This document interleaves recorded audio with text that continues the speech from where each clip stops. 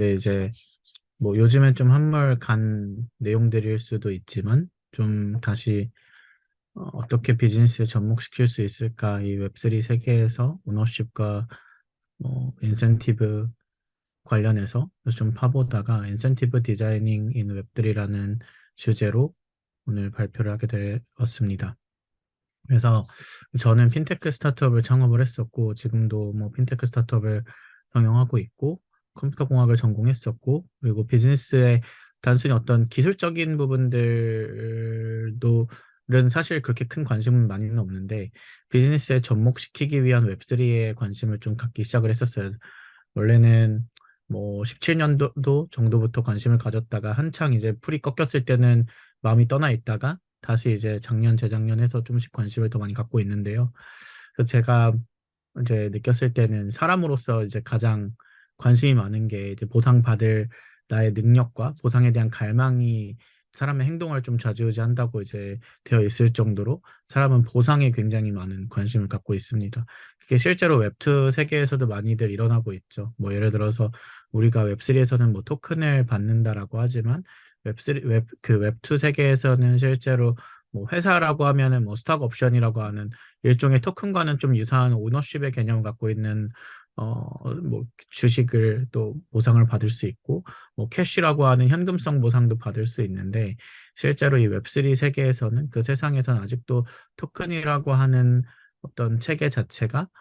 좀 보상을 사용자들한테 주는 좀 뭔가 시스템을 좀 형성하고 있지 않나라고 좀 보고 있습니다. 그래서 왜 이 인센티브 디자인이 중요하냐라고 했을 때는 말 그대로 사람들의 행동을 좀 동기부여를 할 수 있다라는 측면에서 굉장히 중요하고요. 우리가 단순히 뭐 아무런 보상도 없는데 사실 사람들은 움직이지 않잖아요. 나에게 뭐 내 시간과 내 어떤 뭐 하물며 내가 뭐 10초, 20초 생각하는 것조차도 나한테는 어떻게 보면은 그 짧은 순간 에너지를 쓰는 건데 그 에너지에 대한 보상, 내재적 보상, 뭐 외적 보상 등이 중요한 사람들이다 보니 이 인센티브 디자인이라고 하는 시스템이 굉장히 중요하구나라는 걸 저도 이번에 조금 더 찾아봤었어요. 단순히 내가 무언가 행동해서 토큰 받으면 좋지 않나? 뭐 돈 받으면 좋지 않나가 아니라 그 어떤 내면에는 사실 사람의 어떤 깊은 관심사인 그 동기부여, 내적, 외적 동기부여가 작용하고 있다라는 부분을 좀 말씀드리고요. 그러면은 이렇게 중요한 그 인센티브 시스템을 어떻게 디자인해야 될까를 봤을 때는 어, 그러니까 이 어떻게 보면은 그 토큰이라고 하는 체계가 어, 시스템의 어떤 성공과 굉장히 큰 연관성이라고 해야 될까요? 좀 맞닿아 있다고 보고 있는데 시스템이 뭐 일종의 토큰 생태계가 잘 작동하고 커뮤니티도 성장하면 토큰도 더욱 가치 있어지고 사용자들로 하여금 토큰을 보유하는 데 집중하게 하고 뭐 토큰 가격도 올라가고 등등 이 플라이휠을 사실 되게 가볍게 생각하면 그려질 수 있고 그럼 이 체계를 어떻게 잘 돌아가게 하느냐가 어떻게 보면 이 토큰 시스템 디자인하는 데 굉장히 중요한 요소다라고 보시면 될 것 같아요. 그래서 이 순서를 그냥 제가 좀 찾아봤을 때는 사용자들이 왜 그 행동을 해야 되는지 어떤 그 동기, 갈망을 좀 어떤 행동을 하기를 내가 원하는지를 잘 설계하는 게 가장 중요하고요. 예를 들어서 뭐 특정 기간 동안 이 토큰을 보유한다 했을 때 너한테 뭐 더 폭 토큰을 더 준다던가 아니면 이 토큰을 너가 얼마 동안 보유했을 때 거버넌스 의사결정에 참여할 수 있다던가 뭐 등등 이런 행동을 규정을 하게 되고 그 행동을 한 사용자들에게 어떤 인센티브를 제공할지를 다음 스텝에 설계를 하고 당연하게 혹시 만약에 그 사용자들이 좀 잘못된 행동을 했을 땐 어떤 페널티를 부여할 건지 그리고 마지막은 아니지만 그리고 나서는 뭐 혹시 뭐 투자자들 인베스터 덱이나 이런 데도 들어가는 내용이지만 토크노믹스를 설계하는 게 중요하겠죠. 서플라이 디맨드 뭐 토큰의 어떤 가치나 이런 것들을 설계하고 마지막으로는 어떻게 하면 이 토큰 혹은 이 생태계가 네트워크 이펙트를 통해서 퍼질 수 있게 만드냐가 이제 마지막에 가장 중요한 일종의 저는 마케팅 요소라고 보고 있어서 요것들을 어떻게 잘 설계하는지가 이 토큰 디자인, 그 인센티브 디자인의 핵심 요소라고 봐주시면 될 것 같아요. 어, 그래서 잠시만요. 여기서 그래서 만약에 그 이 인센티브가 시스템을 뭔가 통제한다고 해야 될까요? 통제를 하지 못하면 어떤 일이 일어나냐라고 했을 때는 어떤 중앙화된 권력이 특정 행동을 사용자들에게 무조건 행동을 하게끔 만들려고 하겠죠. 사실 반강제적인 조치들을 통해서 자기들도 계속 손해를 볼 수 없으니까 인센티브 없이 그냥 너네 이거 무조건 해. 어떻게 보면 강압적인 뭐 비민주적인 행동들이 중앙화된 권력에서 일어날 수 있다라는 부분이 인센티브 없이 무언가를 할 때는 조심해야 되는 부분이고요. 그래서 그 인센티브 디자인 메커니즘을 봤을 때 사실 이게 뭐 작년, 재작년에 되게 핫했던 개념들을 쭉 한 번 더 정리를 해본 건데, 첫 번째로 나왔던 게 이제 런 투 언이라고 내가 뭔가를 배웠을 때 그걸 통해서 이제 리워드를 얻는 형태의 시스템이고, 일종의 뭐 코인베이스에 런 투 언 프로그램이 있다고 하더라고요. 저도 처음 이번에 찾아봤었고요. 그래서 무언가를 내가 학습했을 때 리워드로 특정 토큰을 받게 되는 형태가 런투 언이고, 무브 투 언은 사실 저도 아직도 이 신발을 갖고 있는데 어 사실 가치가 너무 떨어져서 지금 어떻게 될지 모르겠는 이 스테픈도 어떻게 보면은 뭐 내가 움직이거나 달렸을 때 거기에 대한 보상을 토큰으로 받게 되는 메커니즘이고, 요즘에 그래도 좀 잘 되고 있는 게 저도 재작년부터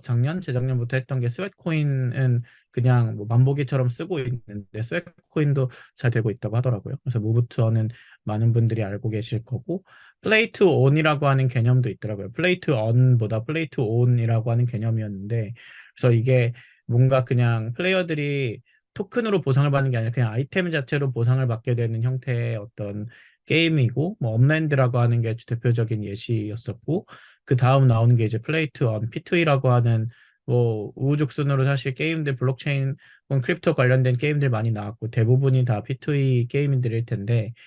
여기서는 내가 게임을 하면서 일종의 뭐 사실 우리나라로 치면 옛날에 그 바람의 나라에서도 막 도토리 막 주워가지고 팔아가지고 바람의 나라 돈 얻고 이런 거랑 비슷하듯이,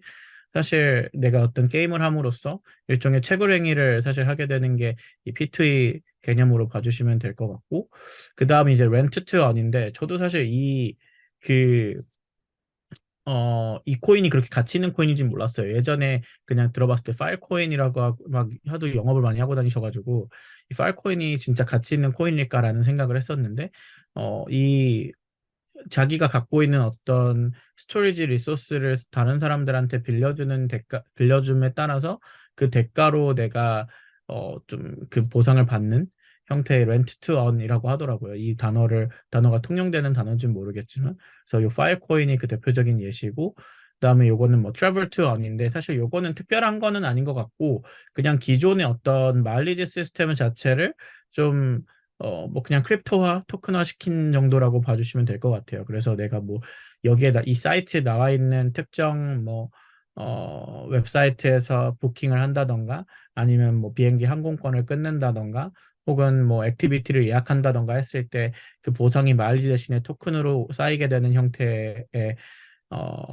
그 메커니즘이 이제 트래블 투 언이라고 하고, 그 다음에 이제 쉐어 투 언인데,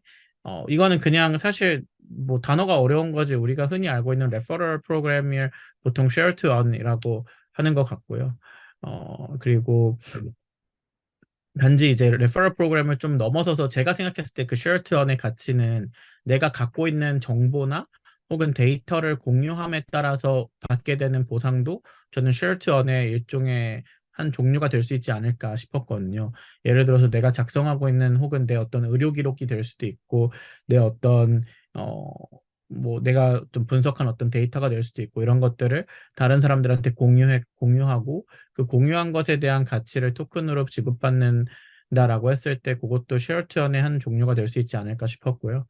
그 다음에 이제 웰니스 투 아닌데, 사실 여기서 이제 제가 찾은 자료에서 저한테 예시로 줬던 게 포켓몬고 이제 그에서 최근에 이제 슬립이라고 하는 서비스를 내놨는데, 얘네는 웹3랑 크게 관련은 없지만 하도 옛날부터 포켓몬고가 막 뭐 메타버스니 웹3니 뭐 거기다 토큰 시스템 집어넣는다느니 되게 말이 많았어서 예시로 집어넣은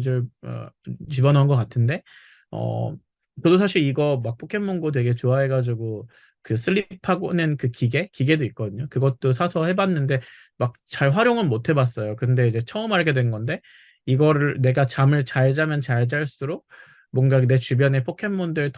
좋은 포켓몬들 나올 확률도 높아지고, 뭐 좀 더 그 시스템적으로 인센티브가 있다고 하더라고요. 그리고 젠베이스라고 하는 서비스는 메디테이트 on이라고 내가 명상을 함에 따라서 토큰을 지급받는 형태의 어떤 웰니스 투 on 서비스라고 보시면 될 것 같아요. 그래서 점진적으로 뭔가 땡 X 투 on이라고 하는 서비스가 막 한창 핫했다가 요즘에는 되게 많이 죽어 있는 느낌인데 결국 저는 웹3라고 하는 생태계가 활성화되고 성장하기 위해서는 그 보상 시스템 내에서 오너십의 가치가 인정받는 생태계가 돼야지 웹3가 점진적으로 사용자들이 많이 어답션을 할 수 있지 않을까라는 생각을 하게 됐고요. 그러면 이제 인센티브 시스템은 없는데 성공한 그 프로젝트들이 뭐가 있는지 찾아봤을 때는 그 여기서 예시로 줬던 건 이제 스텔라랑 뭐 칼다노였는데 칼다노, 스텔라 둘 다 유명한 어, 프로젝트들이고 근데 이제 스텔라 같은 경우는 월드뱅크랑 IBM이랑 좀 협약을 맺어서 성공한 케이스고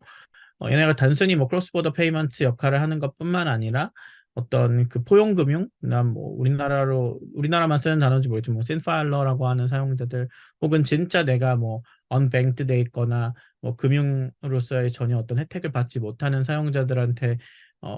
사용자들을 위한 어떤 프로젝트를 스텔라가 하기 때문에 좀 성공한 프로젝트다라고 보는 경향이 있고 그리고 칼다노 같은 경우는 사실 그 뭐 아카데믹한 어떤 피어 리뷰나 아니면은 뭐 좀 실질적으로 우리 삶에 좀 필요한 문제, 그 해결이 필요한 문제를 해결하고 있다라는 점에서 인센티브 없이 성공적인 프로젝트로 인정받을 수 있지 않았나 싶은 생각이 들어요. 저도 스텔라나 뭐 칼다노 많이 들어봤지만 뭐 옛날에 한창 그 뭐야 막 특이성으로 2017년, 18년도에 투자할 때 말고는 거의 해당 프로젝트들에 대해서 찾아본 적이 없었거든요. 근데 최근에 알게 되면서